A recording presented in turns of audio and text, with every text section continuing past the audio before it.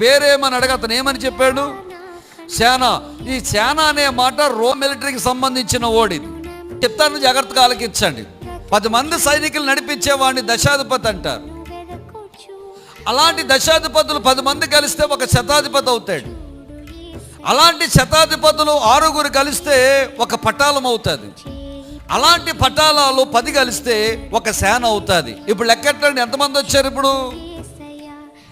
10 + 10 100, 100 + 6 600, 600 + 10 ఎన్ని అయినాయి?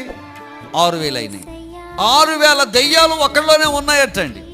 లోపల ఉన్న 6000 దెయ్యాలు కూడా అతను ఏం చేస్తున్నాయంటే, నెమ్మది లేకుండా, సమాధానం లేకుండా, ఇంటిలో ఉండనివ్వకుండా, కేకలు వేయిస్తూ, గాయపరుచుకుంటూ, అరుస్తూ ఆయన సమాధుల్లో నివాసం ఉండేటట్టుగా చేస్తూ ఉన్నాయి.